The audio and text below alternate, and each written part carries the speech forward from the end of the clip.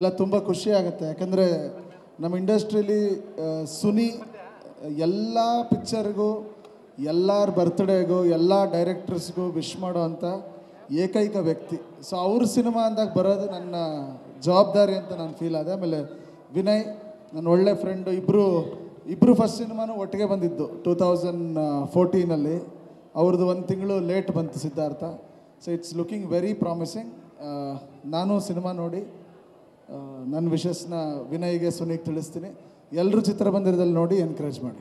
Sir, ಇವಾಗ ನೀವು actually ನೋಡಿದ್ರೆ ಟೀಸರ್ಗಳಲ್ಲಿ, ಅಂದರೆ ಟೀಸರ್ ಇನ್ನೂ ರಿಲೀಸ್ ಆಗಿಲ್ಲ, ಹೀರೋ ಇಂಟ್ರೊಡಕ್ಷನ್ ಟೀಸರಲ್ಲಿ ನೋಡಿದ್ರೆ ಚಿಕ್ಕಪೇಟೆ ಎಲ್ಲ ಕಡೆ ಬೈಕಲ್ಲಿ ಓಡಾಡ್ತಿರ್ತಾರೆ. ಏನು ಸ್ಪೆಷಲ್ ಅನಿಸುತ್ತೆ ಸರ್? ಏನು ಸರಳ ಅನಿಸುತ್ತೆ ಸಿನಿಮಾದಲ್ಲಿ? ಅದೇ ಅವರು ವಜ್ರೇಶ್ವರಿ ಕಂಬೈನ್ಸಲ್ಲಿ ಮಾಡಿದಂಥ ಸಿನಿಮಾಗಳಲ್ಲಿ ಬಹುತೇಕ ಸಿನಿಮಾಗಳು ಕಂಟೆಂಟ್ ಓರಿಯೆಂಟೆಡ್, ಅದೇನು ಕ್ಯಾರೆಕ್ಟರ್ ಡ್ರಿವನ್ ಫಿಲಮ್ಸೇ. ಅಂಥದ್ದೊಂದು ಸಿನಿಮಾ ವಿನಯ್ ಮಾಡ್ತಿರೋದು, ಅದು ಔಟ್ಪುಟ್ ಎಷ್ಟು ಚೆನ್ನಾಗಿ ಬಂದಿರೋದು ತುಂಬ ಖುಷಿ. ಆಮೇಲೆ ಹೊಸ ಪ್ರೊಡ್ಯೂಸರ್, ಅವ್ರಿಗಿರೋವಂಥ ಪ್ಯಾಷನ್ನು, ಮತ್ತು ಆಲ್ವೇಸ್ ಸುನಿ. ನನಗೆ ತುಂಬ ಖುಷಿಯಾಗಿದ್ದು ವಿನಯಲ್ಲಿ ಈ ಸಲ ಮಾತು, ಯಾವುದೇ ಇಂಟರ್ವ್ಯೂ ನೋಡಿದ್ರು ತುಂಬ ಆರಾಮಾಗಿ ಮಾತಾಡ್ತಿದ್ದಾರೆ ಅಂದರೆ ಅದು ಸುನಿ ಎಫೆಕ್ಟು.